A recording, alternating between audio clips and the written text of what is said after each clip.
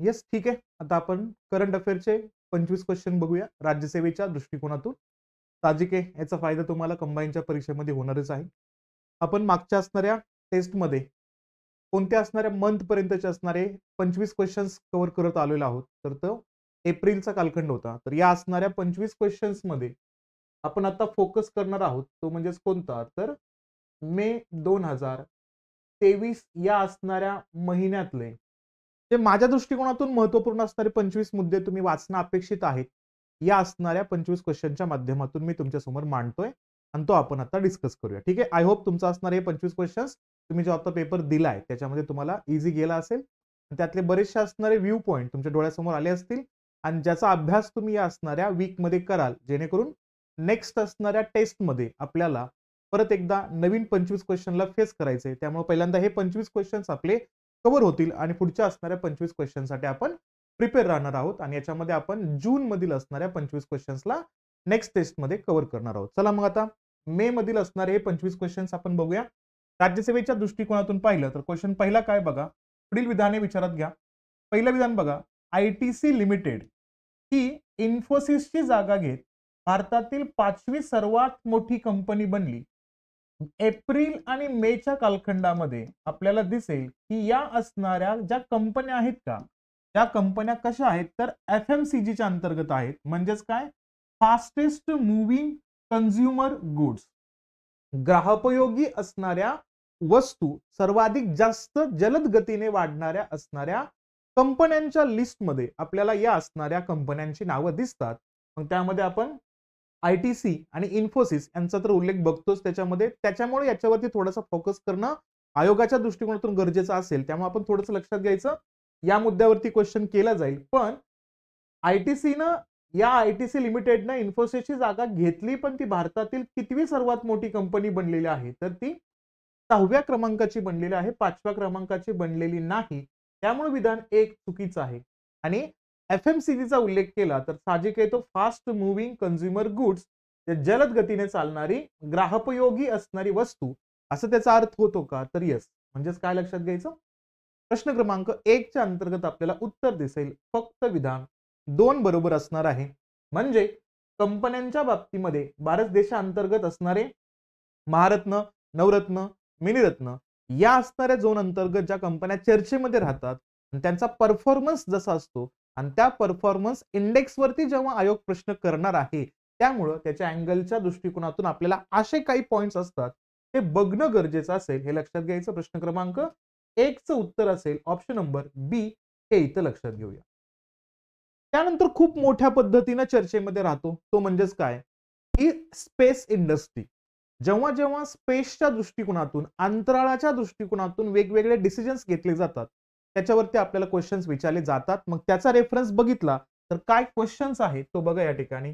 तर नासाने चंद्र माती सिम्युलेट्स मधून ऑक्सिजन यशस्वीरित्या काढलेला आहे का, थोडासा तोच मुद्दा इंग्लिशमध्ये बघूया थोडंसं. NASA successfully extracted oxygen from the lunar soil simulated. चंद्राच्या मातीमधून आता सध्याला तो यशस्वीपणे ऑक्सिजन साइडला काढताना दिसतोय का, हा रेफरन्स याच्यामध्ये पाहिला तर लक्षात घ्यायचं हो, नासा याच्यावरती आता सध्याला ऍक्टिव्ह कंडिशन मध्ये काम करतोय आणि त्यातून तो आता ऑक्सिजनला सेपरेट करतानाही सक्सेस होताना दिसलाय.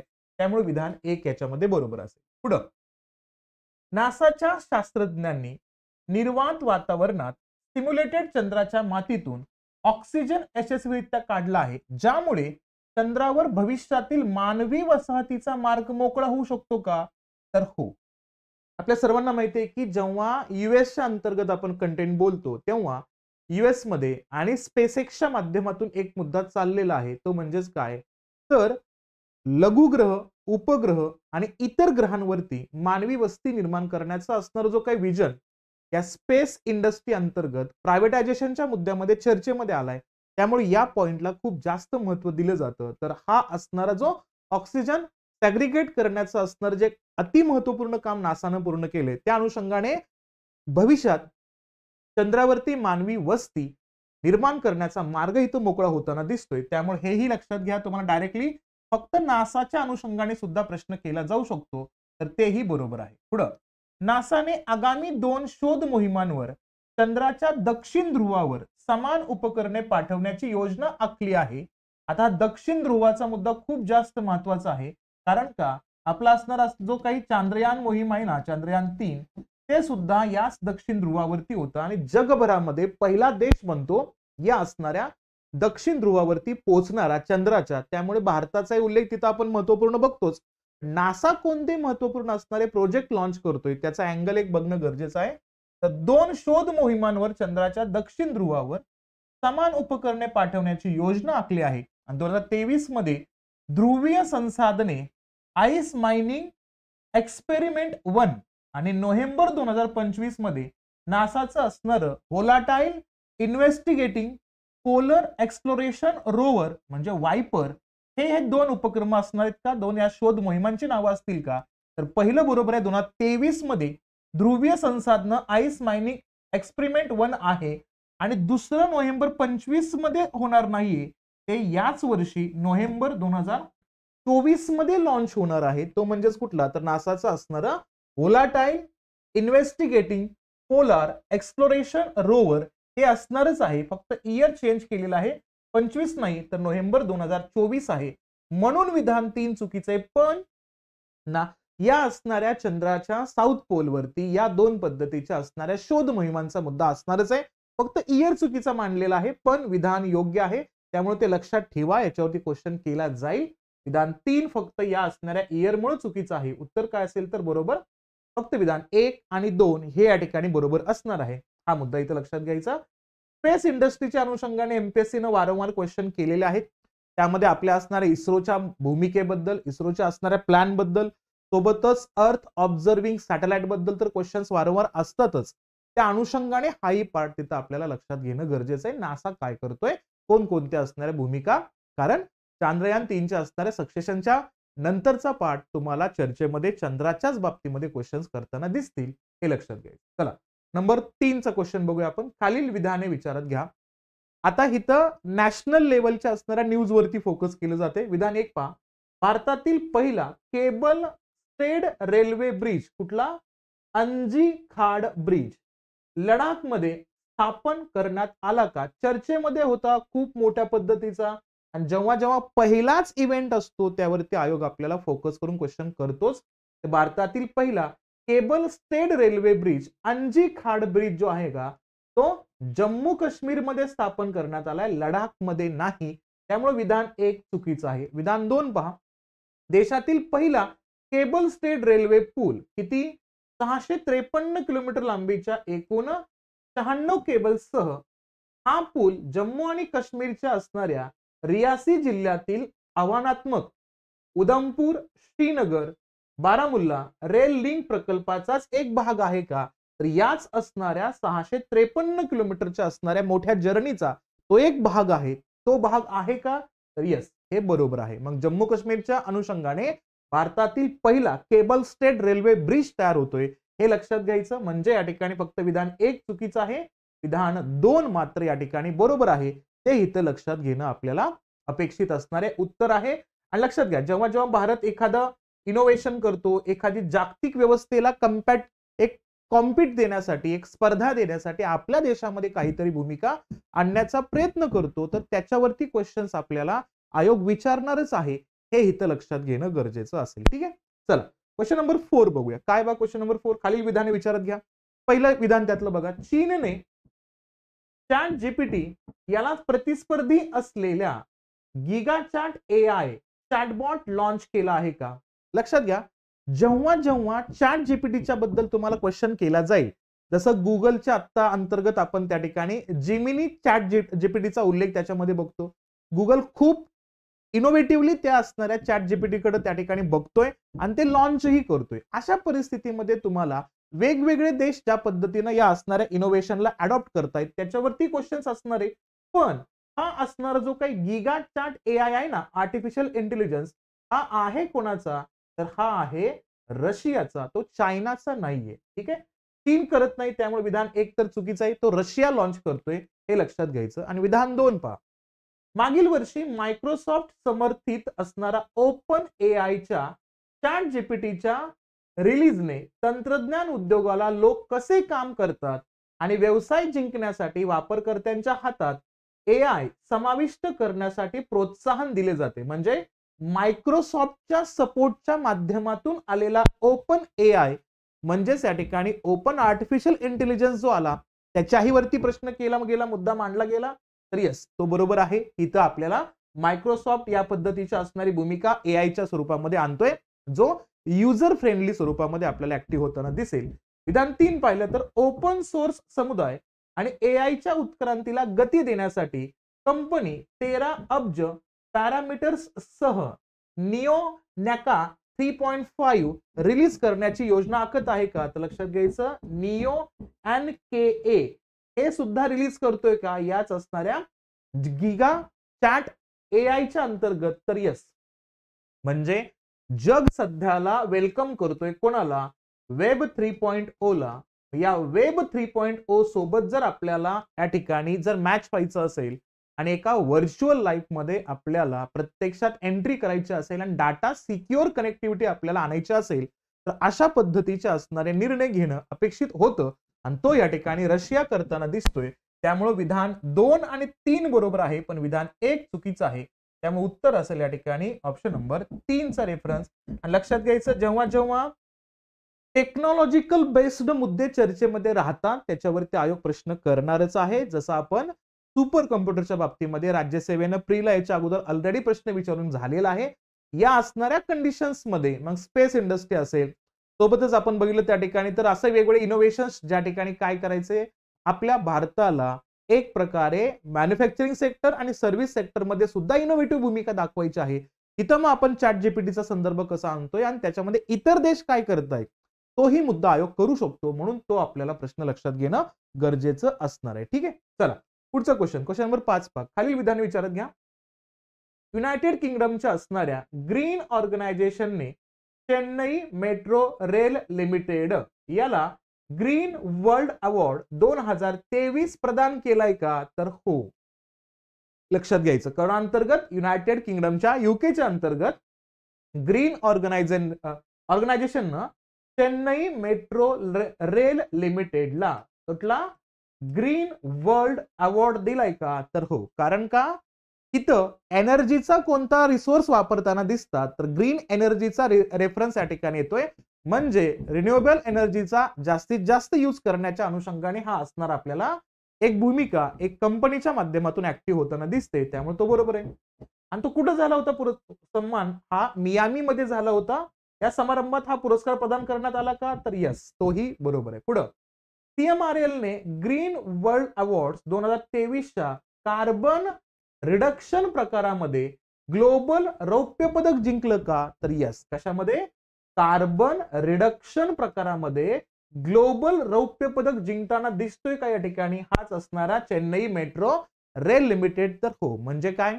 एकतर कार्बन इमिट करण्याचं भारताचं असणारं जो काही टार्गेट आहे ज्याला आपण नेट झिरो कार्बन इमिशन म्हणतो, त्याच असणाऱ्या धर्तीवरती आपण वेगवेगळे मुद्दे लॉन्च करतोय आणि त्याच्यामध्ये आपण इलेक्ट्रिफाईड असणाऱ्या रेल्वेचा झोन त्याच्यामध्ये ऍक्टिव्हेट करतोय, जेणेकरून आपल्याला जो काही कार्बन इमिट होण्याचं जे प्रमाण आहे का सर्वाधिक ते कमी करण्याचा प्रयत्न करतोय. त्यामध्ये रिसेंटली आपण आपला कोकण रेल्वे 100% इलेक्ट्रिफाईड केलेला होता. अशा कंडिशन्स मध्ये भारत सरकार प्रमोट करतोय, भारत सरकार एक प्रकारे इन्सेंटिव्ह देतोय अशा असणाऱ्या रिसोर्सला किंवा अशा असणाऱ्या वेगवेगळ्या भूमिकांना, जेणेकरून ते काय करतील तर कार्बन रिडक्शन्स वरती जास्त भर देतील. इथंच आपल्याला दिसतो चेन्नई मेट्रो रेल लिमिटेड आणि त्याला याच प्रकारामध्ये काय मिळाले? ग्लोबली रौप्य पदक प्राप्त होताना दिसते. त्यामुळे तिसरंही विधान बरोबर आहे. उत्तर काय असेल तर तीनही विधानं बरोबर असतील हे इथं लक्षात घेणं गरजेचं आहे. म्हणजे थोडासा एन्व्हायरमेंटल अँगल याच्यामध्ये ऍड करून आपण हा प्रश्न इथं मांडलेला आहे हे लक्षात घ्यायचं. ठीक आहे, चला क्वेश्चन 6 बघूया. काय पहा, खालील विधाने विचारत घ्या. विधान 1 बघा काय. तमिळनाडूने मुख्यमंत्री MK स्टॅलिन तमिळनाडूचे मुख्यमंत्री MK स्टॅलिन म्हणाले की राज्याचे अलीकडील वादग्रस्त विधेयक निवडक कारखान्यांमध्ये वाढीव कामाचे तास सक्षम करण्यासाठी कारखाना कायदा 1948 मध्ये सुधारणा करून हा मागे घेण्यात आलेला आहे. म्हणजे मुळात कंपन्यांच्या अंतर्गत कारखान्यांमध्ये कामाचं जे टायमिंग होतं का ते टायमिंग मोठ्या पद्धतीमध्ये वाढवण्याबद्दलचं असणार विधेयक त्या ठिकाणी मांडण्यात आलं होतं आणि ते काय केलं होतं ते आता विधेयक रिटर्न घेतलं. म्हणजे तामिळनाडूमध्ये कायद्यांचा उल्लेख आणि प्रत्यक्षात तामिळनाडूचं सरकार आणि तिथल्या असणाऱ्या राज्यपालांचे विवाद सोबतच केरळमधलं सरकार आणि केरळमधल्या राज्यपालांचे विवाद आपण खूप मोठ्या पद्धतीने ऐकतो या मागच्या वर्षभरामध्ये. त्यामुळं तुम्हाला या असणाऱ्या कंटेंटच्या अंतर्गत पॉलिटीला प्रश्न गव्हर्नर आणि सोबतच सीएम आणि त्यांच्या मंत्रिमंडळावरची कनेक्टेड करून प्रश्न केला जाईल. इथं फक्त मी तो मुद्दा गाजतोय, तुम्हाला तो मुद्दा वाचता आला पाहिजे परत एकदा म्हणून थोडंसं तामिळनाडू आणि एम के स्टॅलिन साहेबांचा उल्लेख इथं लक्षात घ्यायचा आहे. सोबतच सगळ्यात महत्त्वपूर्ण मुद्दा म्हणजेच काय, श्रीलंकेसोबत वारंवार तमिळ पीपलचा असणार मुद्दा जेव्हा जेव्हा चर्चेमध्ये राहतो तेव्हा तेव्हा तुम्हाला काय दिसतात तर परत स्टॅलिन साहेबांचं असणार वक्तव्य आणि या इंटरनॅशनल फेज मध्ये यांच्या भूमिकेला परत एकदा चर्चेमध्ये येताना आपण बघतो. त्यामुळे तेही लक्षात घेणं गरजेचं असणार आहे. आणि सोबतच शेजारच्या कर्नाटकाने लवचिकता आणि 8 तास कामाचा दिवस असंच विधेयक पुढे ढकलण्यात यश मिळवले होते. म्हणजे तिथं किती या शेजारच्या तामिळनाडूच्या शेजारचा असणारा कर्नाटक राज्य काय करतोय तर 8 तासाचा कामाचा दिवस नाही तर तो 12 तासाच्या कामाच्या दिवसाचा उल्लेख केला होता आणि त्याच पद्धतीचं विधेयक सुद्धा त्यांनी पुढे ढकललं. म्हणजे तो आता आपल्याला प्रॉपरली मंजूर होताना दिसत नाहीये. मुद्दे गाजतायत वर्किंग आवर्सच्या दृष्टिकोनातून. आता तुम्ही ऐकलं असेल सर्वांनी की मूर्ती साहेबांनी मध्यंतरी एक वक्तव्य केलं होतं की वीक मध्ये किती तास काम करणं अपेक्षित आहे तर 70 तास काम करणं अपेक्षित आहे. या मुद्द्यांशी कनेक्टेड करून बऱ्याच राज्यांमध्ये या असणाऱ्या वर्क कल्चरवरती काम करायला सुरुवात होताना दिसतं. त्या संबंधी विधेयकांवरती मुद्दे मांडताना दिसतात. तर त्यात थोडा एक अँगल असावा म्हणून हा क्वेश्चन इथं आणलेला आहे. विधान 2 चुकीचं आहे पण विधान 1 या ठिकाणी बरोबर असणार आहे. तामिळनाडूच्या बाबतीमध्ये मुख्यमंत्री एम के स्टॅलिन यांनी विधेयक मंजूर केलं होतं पण ते विधेयक परत एकदा रिटर्न घेताना दिसतात. हेही इथं लक्षात घेणं अपेक्षित असणार आहे. ठीक आहे, चला पुढचा क्वेश्चन. परत जगातला एखादा देश पहिल्यांदाच काहीतरी करतोय तर त्याच्या संबंधामध्ये प्रश्न असतात. मग खालील विधाने विचारात घ्या. पहिलं विधान पहा, डिंग लिरेन अलीकडेच कोरियाचा पहिला जागतिक बुद्धिबळ चॅम्पियन बनले का तर इथं लक्षात घ्यायचं हे कोरियाचे नाहीत तर हे चायनाचे आहेत आणि चायनामध्ये पहिल्यांदाच जागतिक बुद्धिबळ चॅम्पियन भेटतोय. त्यामुळं या असणाऱ्या न्यूजला तेवढंच महत्व दिलं जातं कारण आपण कंबाईनच्या असणाऱ्या प्रीच्या परीक्षेमध्ये बघितलं होतं की चायनामध्ये पहिल्यांदा चायनीज महिलेनं अंतराळमध्ये वॉक केला होता आणि त्या दृष्टिकोनातून आयोगानं आपल्याला प्रिलिमला प्रश्न विचारला होता ती महिला कोणत्या देशाची आहे. तसाच रेफरन्स इथं लक्षात घ्यायचा जेव्हा पहिलाच असा कोणता विक्रम होईल त्याच्यावरती क्वेश्चन असेल. नाव लक्षात घ्यायचं कोणाचं, डिंग लिरेन यांचं नाव लक्षात घ्यायचं. हे चायनाचे पहिले जागतिक बुद्धिबळ चॅम्पियन्स बनलेले आहेत. चायना असल्यामुळे विधान 1 तर चुकीचे. इथं परत बघा, डिंग लिरेन 17व्या जागतिक बुद्धिबळ चॅम्पियनशिपच्या अंतर्गत चॅम्पियन बनले. कोरियाचे आहेत का तर नाही. परत कोणाचे आहेत ते चायनाचे पहिले आणि कोणाला या ठिकाणी पराभव करतायत तर रशियाच्या असणाऱ्या इयान नेपोमिनियाचीच्या टायब्रेकर मध्ये त्यांनी पराभव केला आणि या असणाऱ्या 17व्या जागतिक बुद्धिबळ स्पर्धेचं चॅम्पियनशिप स्वतःच्या नावावर केलं. ते चायनीज व्यक्ती आहेत. त्या अनुषंगाने विधान 2 सुद्धा चुकीचं असेल तर उत्तर काय असेल या ठिकाणी 1 किंवा 2 दोन्ही नाही कारण व्यक्ती कोणी कोरियाची नाहीये. ती व्यक्ती कुठली आहे तर चायनीज व्यक्ती आहे. ते आपल्याला इथं लक्षात घेणं गरजेचं आहे. महत्वपूर्ण किमया होताना दिसते त्यामुळे क्वेश्चन तयार केलेला आहे आपण तिथं तो इथं लक्षात घ्यायचा. ठीक आहे, हा 7वा क्वेश्चन. चला क्वेश्चन नंबर 8 बघूया आपण या ठिकाणी काय आहे. काय क्वेश्चन नंबर 8, खालील विधाने विचारत घ्या. आता लक्षात घ्या जेव्हा जेव्हा कल्चरल कंटेंट समोर येतो तेव्हा तेव्हा मुद्दा माहिती असणं गरजेचं आहे. एससीओ शांघाय कॉपरेशन ऑर्गनायझेशन 2023 हे वर्ष तो काय करतो तर तो एससीओचा असणारा कल्चरल कॅपिटल म्हणून आपल्या भारतातलं असणारं ठिकाण निवडलं जातं. तो म्हणजेच कुठला असेल तर तो असेल वाराणसीचा आणि या एससीओचं असणारं 2023 मध्ये इंडिया होस्ट करत होता या असणाऱ्या एससीओच्या समिटला. त्यामुळे हाही मुद्दा चर्चेमध्ये आहे. तर तोच मुद्दा बघा कारण आपण बघतो तो म्हणजेच काय तर काशी तमिळ संगमम हा जो पहिला आपला असणारा जो काही मिलापाचा रेफरन्स येतो दोन असणाऱ्या वेगळ्या संस्कृतीला एकत्र करण्याचा जो इव्हेंट होता तर त्याच्याशी संबंधित एक दुसरा मुद्दा चर्चेमध्ये आहे. तर तो प्रश्न विचारलाय की वाराणसीमध्ये 20 वर्षानंतर गंगा पुष्करलू कुंभ आयोजित केला जात आहे. वाराणसीचा मुद्दा आहे चर्चेमध्ये राहतोय पण वाराणसीमध्ये 20 वर्षानंतर नाही तर तो 12 वर्षानंतर गंगा पुष्करलू कुंभ आयोजित केला जात आहे. त्यामुळे विधान 1 चुकीचं आहे. 20 वर्ष नाही 12 वर्ष लक्षात ठेवायचं. एक काशी तमिळ संगमम नंतर वाराणसीमध्ये आयोजित करण्यात आलेला हा अलीकडच्या काळातला दुसरा कार्यक्रम आहे का? तर यस, हो. लक्षात घ्यायचा हा कुठला? गंगा पुष्करलू कुंभ हा कशानंतरचा? काशी तमिळ संगमम नंतरचा असणारा दुसरा इव्हेंट आहे. हे लक्षात घेऊया. कधी होता कालखंड? तर 22 एप्रिल ते 30 मे या कालावधीत चालणाऱ्या या कार्यक्रमासाठी पुढील 10 विषम दिवसात 1 लाखांहून अधिक तेलुगू भाषिक लोक हे काशीला भेट देतील का? तर यस. इथं सुद्धा हा मुद्दा होता. इव्हेंट लक्षात घ्यायचा 22 एप्रिल ते 3 मे दरम्यानचा होता. कल्चरल अस्पेक्ट असल्यामुळं याच्यावरती क्वेश्चन्स आयोग विचारणार आहे. त्यामुळे हे लक्षात ठेवणं गरजेचं आहे. म्हणजे उत्तर काय असेल आपल्या या ठिकाणी? तर उत्तर संदर्भ बघितला तर फक्त 2 आणि 3 या ठिकाणी बरोबर असतील. उत्तर असेल ऑप्शन नंबर 1 चा मुद्दा या ठिकाणी असेल. हे इथं लक्षात घ्यायचं. ठीक आहे. चला क्वेश्चन नंबर 109 बघूया. बघा क्वेश्चन हा अतिशय गरजेचा आहे का?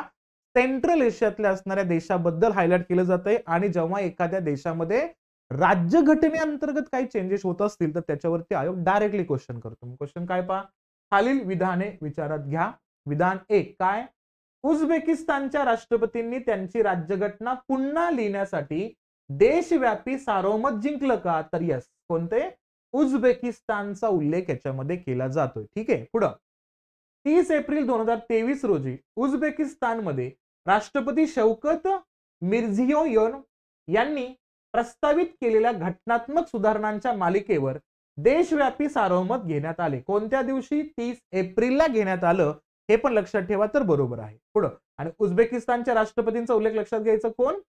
शौकत मिर्झियोयेव यांच्या नावाचा उल्लेख असेल. ओके. विधान 3 केंद्रीय निवडणूक आयोगाने जाहीर केलेल्या प्राथमिक निकालानुसार 90.21% मतदारांनी घटनात्मक बदलांना समर्थन दिले तर 9.35% लोकांनी त्याच्या विरोधात मतदान केलं का? तर यस. समर्थनार्थ असणारा किती? तर 90.21% असणार वोटिंग या ठिकाणी आपल्याला लक्षात घेणं गरजेचं आहे. हे लक्षात घ्यायचं.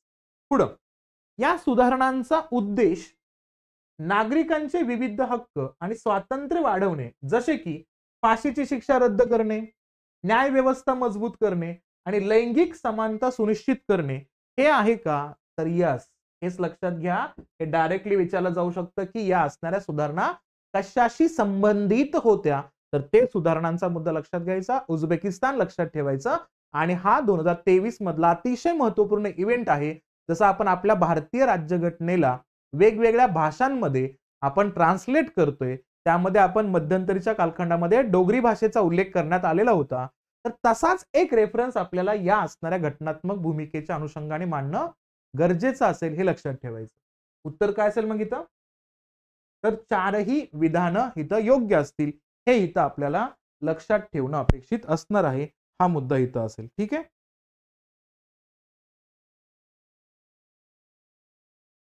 एकच मिनिट.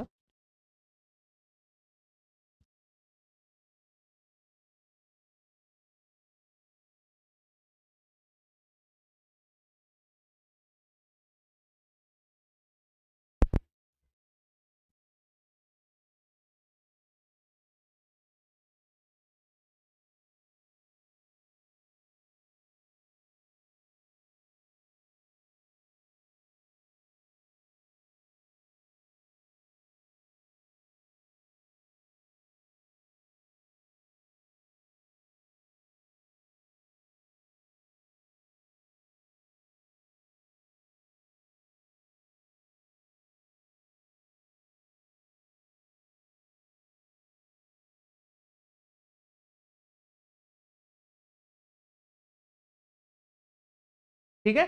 म्हणजेच काय लक्षात घ्यायचं आपल्याला? जेव्हा आपल्याला जागतिक व्यवस्थेमध्ये घटनात्मक मुद्द्यांशी संबंधित काही क्वेश्चन्स असतील तर क्वेश्चन विचारले जातील. म्हणून उत्तर लक्षात घ्यायचं. उझबेकिस्तानचा मुद्दा चर्चेमध्ये आहे तर त्याचं उत्तर असेल ऑप्शन नंबर 4. चला क्वेश्चन नंबर 10 बघूया. काय बघा 10व्या नंबरचा क्वेश्चनचा रेफरन्स. नुकतेच निधन. आता ही निधन वार्ता आहे आणि निधन वार्ता राष्ट्रीय स्वरूपातल्या असणाऱ्या मुद्द्यावरती आहे. पहा नुकतंच निधन झालेले प्रसिद्ध शास्त्रज्ञ डॉक्टर एन गोपालकृष्णन हे आंध्र प्रदेशचे होते का? तर नाही. ते होते केरळाचे. कुठले होते ते? केरळाचे होते. त्यामुळे लक्षात घ्यायचं विधान 1 तर चुकीचं आहे. विधान 2 पहा, Indian institute of scientific heritage चे निर्माते आणि council of scientific and industrial research म्हणजे CSIR चे माजी शास्त्रज्ञ एन गोपालकृष्णन यांच्या वयाच्या 68व्या वर्षी निधन झालं का? तर यस. इथं का मुद्दा मांडला? ते कशाशी किंवा कोणकोणत्या संस्थांशी संबंधित असणारे हे सायंटिस्ट होते हे लक्षात घेणं गरजेचं होतं, म्हणून तो विधान मांडलेलं आहे. तर विधान 2 बरोबर असेल. तर उत्तर काय असेल? फक्त विधान 2 बरोबर असणार आहे, हे लक्षात घ्यायचं. कशाचे निर्माते? इंडियन इन्स्टिट्यूट ऑफ सायंटिफिक हेरिटेजचे निर्माते आणि इथं कसलं? CSIR चे असणारे माजी शास्त्रज्ञ एन गोपालकृष्णन, केरळचे ते, आणि त्यांचं आता वयाच्या 68व्या वर्षी निधन झालेलं आहे. तो मुद्दा इथं लक्षात घेणं अपेक्षित असणार आहे. हे मुद्दे विचारात घेऊया आपण. ठीक आहे. त्यानंतर पहा क्वेश्चन नंबर 11 बघूया आपण याच्यामध्ये. काय बघा क्वेश्चन नंबर 11. खालील विधाने विचारात घ्या. पहिलं विधान बघा, पंजाब मधील कालेसर राष्ट्रीय उद्यानात 110 वर्षानंतर वाघ दिसला. आपल्या सर्वांना माहिती आहे की आपण व्याघ्र गणनेच्या अनुषंगाने आणि सोबतच प्रोजेक्ट टायगर व्याघ्र प्रकल्पाच्या अनुषंगाने 2023 या वर्षाला खूप जास्त हायलाइट केलं आणि 50 वर्ष कंप्लीट झाल्याच्या अनुषंगाने आपण मैसूर विद्यापीठ मैसूर या अंतर्गत आपण 50 वर्षांच्या असणाऱ्या कंप्लीशनचा इव्हेंट कर्नाटका अंतर्गत सेलिब्रेट पण केला, कारण त्याला 50 वर्ष कंप्लीट झाले. सुरुवात झालं होतं 1973च्या कालखंडापासून. तर तोच रेफरन्स पाहिला तर तो इथं पंजाबमध्ये होता का? तर नाही. तो कुठं होता? हरियाणातल्या असणाऱ्या कालेसर राष्ट्रीय उद्यानामध्ये. तो किती वर्षानंतर? 110 वर्षानंतर वाघ दिसलेला आहे. म्हणून विधान 1 तर चुकीचं आहे. साहजिक आहे, पंजाब मधीलच परत शब्द आलाय म्हणून विधान 2 पण चुकीचं असणार आहे, कारण तो कुठला आहे? हरियाणातला. पण पुढचं विधान बघा, हरियाणातल्याच असणाऱ्या यमुनानगर जिल्ह्यात असलेल्या कालेसर राष्ट्रीय उद्यानात कॅमेरा ट्रॅपद्वारे टिपलेल्या वाघाचा शोध घेण्यात आलेला आहे. ठीक आहे. तर कॅमेराच्या माध्यमातून हा असणारा पार्ट तिथं डिस्कव्हर झाला. किती वर्षानंतर तो दिसतोय? तर 110 वर्षानंतर दिसतोय. पण पंजाब नाहीये, दोन्ही ठिकाणी हरियाणा लक्षात घ्यायचं. तर उत्तर एकही बरोबर नसेल. विधान 1 आणि 2 हे दोन्हीही आपल्याला चुकीचे दिसतात, हे इथं लक्षात घ्यायचं. उत्तर असेल या ठिकाणी ऑप्शन नंबर 4 चा संदर्भ याच्यामध्ये असेल. ठीक आहे. चला क्वेश्चन 112 उल्लेख याच्यामध्ये करूया आपण. काय पहा, म्हणजे 12वा नंबरचा. खालील विधाने विचारात घ्या. काय विधान दिले बघा आता, आणि हे खूप खूप महत्वाचं आहे, कारण जॉब क्रिएशन्स आणि त्याच्या इंडेक्स वरती क्वेश्चन्स आहे. बऱ्याच वेळा इंडायसेस वरती आयोग क्वेश्चन करताना दिसतो. खालील विधाने विचारात घ्या. पहिलं विधान पहा, वर्ल्ड इकॉनॉमिक फोरमच्या फ्युचर ऑफ जॉब्स रिपोर्ट 2023 ने भाकीत केले की 2030 पर्यंत 1/4 नोकऱ्या बदलतील. 30 पर्यंत नाही, ते 27 पर्यंतच बदलतील. म्हणजेच काय लक्षात घ्यायचं? 2027 पर्यंत किती? 1/4 नोकऱ्या बदलताना दिसतील. नाव लक्षात घ्यायचं कोणाचं? वर्ल्ड इकॉनॉमिक फोरम रिलीज करतोय. कुठला? फ्युचर ऑफ जॉब्स रिपोर्ट 2023 चा. ठीक आहे. फक्त इयर चेंज असल्यामुळं विधान एक चुकीचं आहे, पण वर्ल्ड इकॉनॉमिक फोरमच आणतो हे लक्षात घ्यायचं. तर फ्युचर ऑफ जॉब सर्वे 803 कंपन्यांचा दृष्टिकोन एकत्र आणतोय. म्हणजे तो 830 कंपन्यांना एक थोडंसं काय करतोय त्या ठिकाणी, एक टॉपअपच्या अनुषंगाने तेवढ्याच कंपन्यांचा असणारा रिकॉल घेतोय आणि त्यांच्या माध्यमातून डाटा तयार होतोय. एकत्रितपणे 11.3 दशलक्ष पेक्षा जास्त कामगारांना 27 उद्योग समूह आणि सर्व जागतिक क्षेत्रांमधील 45 अर्थव्यवस्थांमध्ये काम करताना दिसतायत का आता? तर तो रेफरन्स त्यांनी दिला या एवढ्या कंपन्यांच्या माध्यमातून रिपोर्ट आणून. हा असणारा पार्ट, आणि किती लक्ष? 11.3 दशलक्ष पेक्षा जास्त कामगार इथं काम करतायत असाही उल्लेख याच्यामध्ये मांडलाय का? तर ठीक आहे. हो, फॅक्च्युअल डाटा आहे, थोडासा वाचण्याचा प्रयत्न करा, गरजेचा आहे. ही अहवालाची कितवी आवृत्ती आहे? 4थी आवृत्ती आहे का? आणि जी पहिल्यांदा 2016 मध्ये लॉन्च केली होती का? तर यस, लक्षात घ्यायचं. पहिला लॉन्च कधीचा आहे? 2016 आणि कितवं एडिशन आहे? 4थं एडिशन आहे. पुढं 2023 ते 2027 या कालमर्यादेमध्ये मॅक्रो ट्रेड्स तसेच तंत्रज्ञानाचा अवलंब, कामगार बाजारपेठेची पुनर्रचना आणि नोकऱ्या आणि कौशल्यांच्या मागणीला आकार कसा देईल याचं विश्लेषण करणं हे त्याचं उद्दिष्ट आहे का? तर यस. कोणत्या कार्यकालासाठी? 2023 ते 27 म्हणजे 27 पर्यंतच्याच असणाऱ्या मेन कालखंडाचा उल्लेख याच्यामध्ये केला जातोय. जॉब क्रिएशनच्या बाबतीमध्ये, जॉब चेंजेसच्या बाबतीमध्ये, सगळ्यात महत्त्वाचा मुद्दा इनोव्हेशनच्या अंतर्गत काय काय चालणार आहे जगामध्ये त्यावरती फोकस करत असताना ते काय करतात या ठिकाणी? तर इथं मॅक्रो ट्रेंड्स असतील, तंत्रज्ञानाचा अवलंब आणि कामगार बाजारपेठेची पुनर्रचना आणि कौशल्याच्याच मागणीचा आकार हे सगळ्या सांगण्याचा प्रयत्न करतायत. एक चुकीचं आहे, बाकीचं बरोबर आहे. म्हणजे 2, 3 आणि 4 हे विधानं बरोबर आहेत. हे इथं लक्षात घेणं अपेक्षित असणार आहे. ठीक आहे. चला क्वेश्चन 13 चा उल्लेख याच्यामध्ये आपण बघूया. काय बघा क्वेश्चन 13, खालील विधाने विचारात घ्या. भारत सरकारने लक्षद्वीपमध्ये 14 ऍप्स दहशतवादी गटांद्वारे वापरल्याचं कारण देत बंदी घातली का? 14 ऍप वरती बंदी घातलेली आहे. दहशतवादी गटाद्वारे वापरण्याचं कारण दिलेलं पण आहे, पण तो लक्षद्वीप मध्ये नाही. मुद्दामून टाकलाय, लक्षद्वीप चर्चेमध्ये आहे म्हणून. मुळात हे कुठं आहे तर हे जम्मू काश्मीर मध्ये आहे. हे इथं लक्षात घ्यायचं. विधान 1 तर चुकीचं आहे. आपण विधान 2 अति महत्वाचं आहे. का? कायद्याचा आणि कलमाचा उल्लेख केला जातोय. बघा, केंद्राने माहिती तंत्रज्ञान कायदा 2000 चा कलम कोणता 69A अंतर्गत ऍप्स ब्लॉक केलेत का? तर हो. लक्षात घ्यायचं, आपण 200 पेक्षा जास्त ऍप्स जेव्हा कोविडच्या अंतर्गत बॅन केले होते ना, बरेचसे जे चायनीज संदर्भातले होते, तर त्यासाठी सुद्धा आपल्याला याच असणाऱ्या कलमाचा उल्लेख लक्षात घ्यायचा आहे. म्हणून कलम लक्षात ठेवायचं. कलम नाही लक्षात ठेवलं तर चालेल, किमान कायदा तर लक्षात ठेवा. आयटी कायदा कधीचा 2000 चा कलम कोणता 69A. भारत सरकारने आयटी कायद्याच्या कलम 69A अंतर्गत 2018 ते 15 मार्च 2023 या कालावधीत किती बघा, एकूण 30,310 URL लिंक ब्लॉक केलेत का? त्याचे निर्देश दिलेत का? तर हो, यस. किती? 30,000 पेक्षाही जास्त URL जिथून दहशतवादी थ्रेट भारताला असू शकतात, तर ते सगळे ब्लॉक करण्यात आलेत का? तर हो. म्हणजे विधान उत्तर काय असेल? ऑप्शन 2 आणि ऑप्शन 3 हे या ठिकाणी उत्तर असणार आहे. हे इथं लक्षात घेणं गरजेचं असणार आहे. चर्चेमध्ये होतो प्रत्येक वेळेस ऍप्लिकेशन्स ब्लॉक करण्याचे, बंद करण्याचे, त्या अनुषंगाने हे प्रश्न आपल्याला विचारले जातात. हे लक्षात घ्यायचं. ठीक आहे. पुढं, भारतीय वंशाची एखादी व्यक्ती जागतिक स्तरावरती एखाद्या महत्वपूर्ण पदावर नियुक्त होत असेल, साहजिक आहे आयोग त्याच्यावरती प्रश्न करणार आहे. तर काय बघा, खाली विधाने विचारत घ्या. विधान 1, भारतीय वंशाचे अजय बंगा यांची जागतिक बँकेचे 14वे अध्यक्ष म्हणून अधिकृतपणे निवड झाली का? तर यस. आणि या नावाची शिफारस कुणी केली होती? US प्रेसिडेंट जो बायडन यांनी केली होती. म्हणून हा मुद्दा खूप जास्त गाजलेला होता. विधान 1 बरोबर आहे.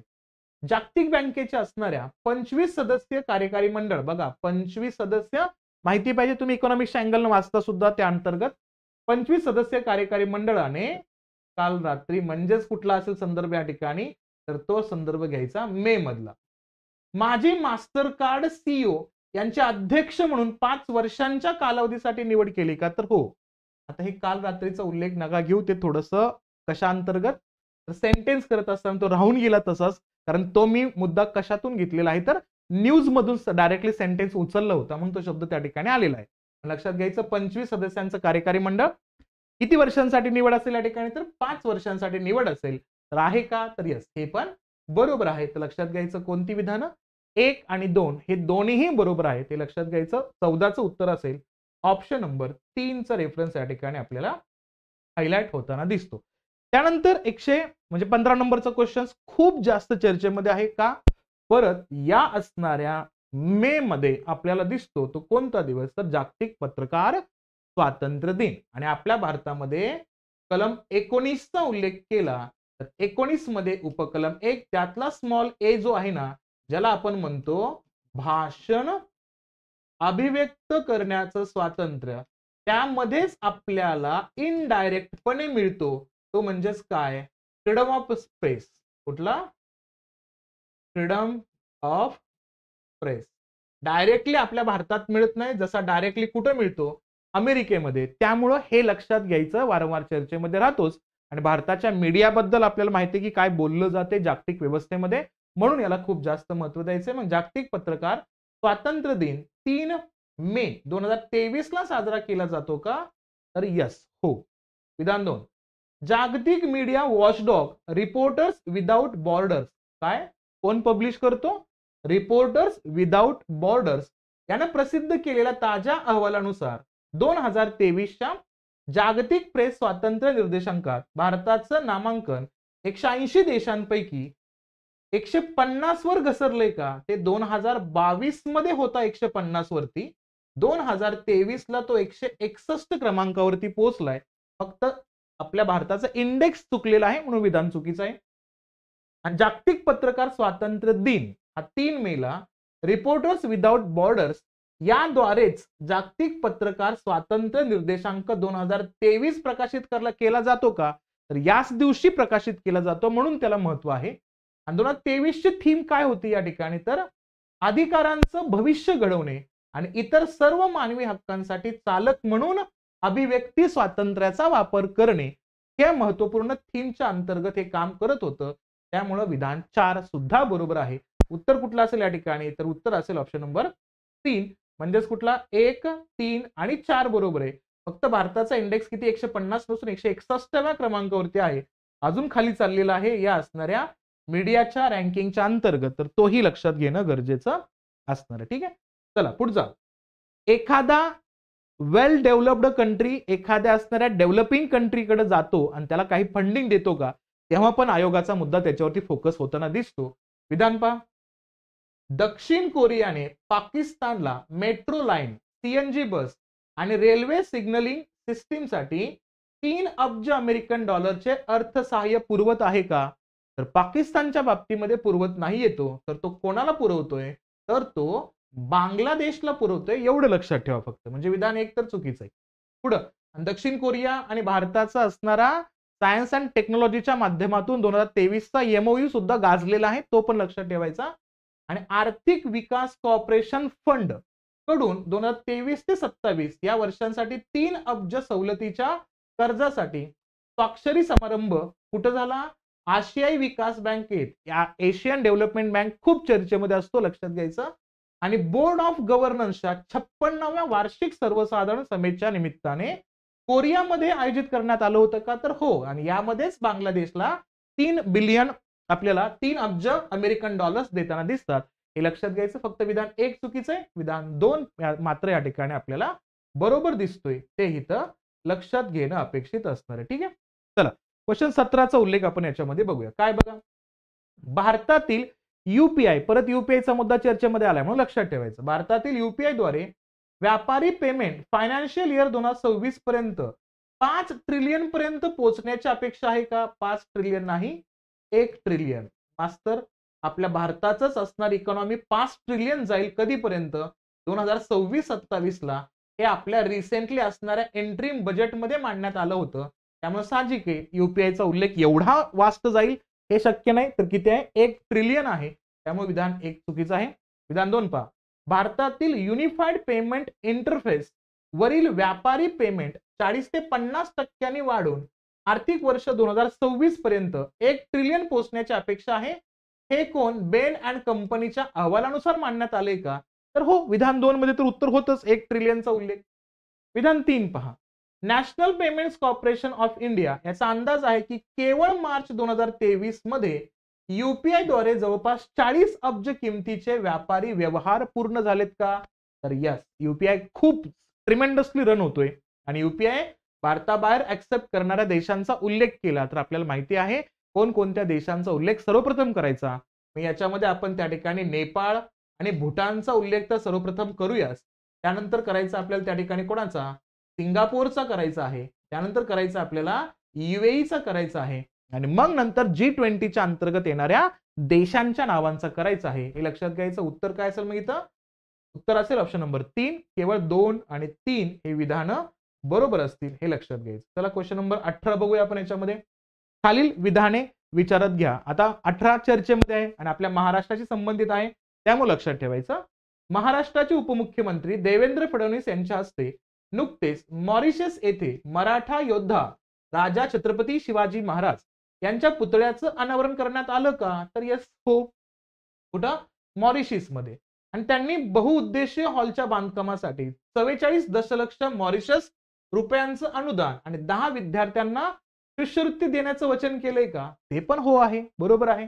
उद्घाटन समारंभाला मॉरिशसचे पंतप्रधान प्रविंद कुमार जुगनाथ आणि मॉरिशसचे मराठी मंडळी महासंघाचे सदस्य उपस्थित होते का, तर यस हे उपस्थित होते. महाराष्ट्र, मॉरिशसचा मुद्दा आणि छत्रपती शिवाजीराजे भोसल्यांचाही उल्लेख येथे लक्षात घ्यायचा. त्या पुतळ्याचं अनावरण करण्यात आलेलं आहे, म्हणून 3ही विधानं बरोबर असतील. हा रेफरन्स थोडा लक्षात घ्या. चर्चेमध्ये होता महाराष्ट्रामध्ये स्पेसिफिकली, त्यामुळे तोही लक्षात ठेवायचा. ठीक आहे, चला क्वेश्चन आता थोडेसे मी क्वेश्चन्स वन लाईनर पण पाठ टाकलेत, म्हणजे जेणेकरून तुम्हालाही बरं वाटेल की मास्तर एवढे विधान वाचण्यापेक्षा आम्ही वन लाईनर कडे पण थोडंसं महत्व देऊया, तर तो एक अँगल याच्यामध्ये असेल. ठीक आहे, चला काय क्वेश्चन आहे बघा या ठिकाणी. क्वेश्चन 19, कोणत्या देशात 1 दशलक्षाहून अधिक पोलिओ लसी हिंसाचाराअंतर्गत नष्ट होताना दिसतात? काय म्हणजे या देशामध्ये झालेल्या सिव्हिल वॉरच्या अंतर्गत हिंसाचाराअंतर्गत आपल्याला नष्ट होताना दिसल्या तर ते सुदान या देशामध्ये असेल. ही खूप गंभीर बाब आहे, कारण पोलिओ इरॅडिकेट करणं हे खूप जास्त गरजेचं आहे. तो होताना दिसत नाहीये, ते लक्षात घेऊया आपण याच्यामध्ये. ठीक आहे, पुढं. भारत आणि बांगलादेश यांच्यातील 10व्या लँड पोर्टचं उद्घाटन नुकतंच कुठं झालं? कोणाचं? भारत आणि बांगलादेश. किती लँड पोर्ट झाले या ठिकाणी? 10.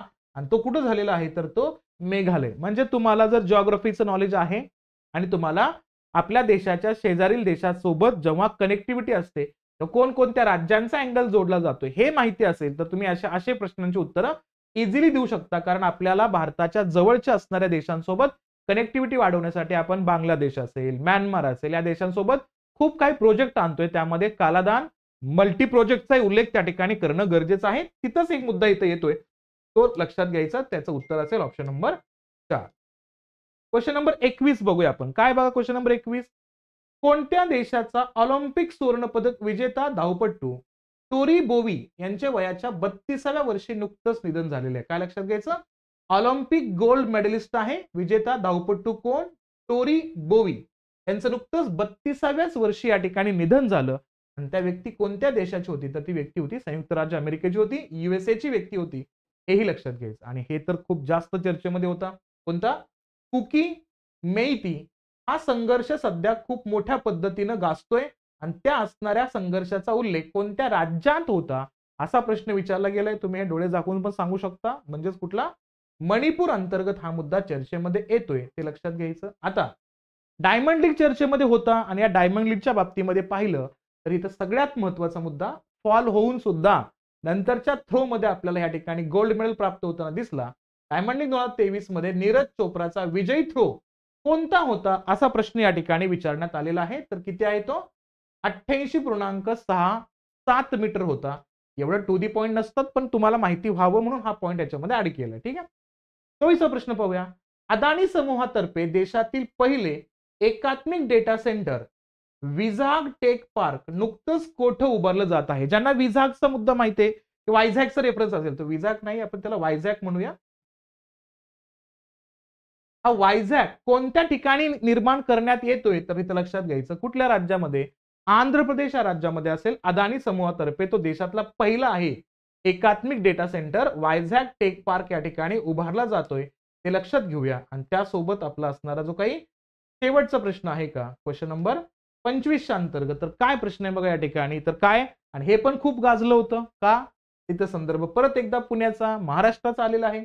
हेरगिरीच्या आरोपाखाली पुण्यात कोणत्या कंपनीचे शास्त्रज्ञ प्रदीप कुरुलकर यांना अटक करण्यात आलेली आहे? खूप जास्त मुद्दे गाजतात. हनी ट्रॅपचाही मुद्दा वारंवार चर्चेमध्ये असतो. म्हणून तर आपल्या असणाऱ्या मिलिटरी फोर्सेस मधल्या असणाऱ्या जवानांना हे काही जनरल सोशल मीडिया आहेत का ते यूज करण्याची परमिशन नसते.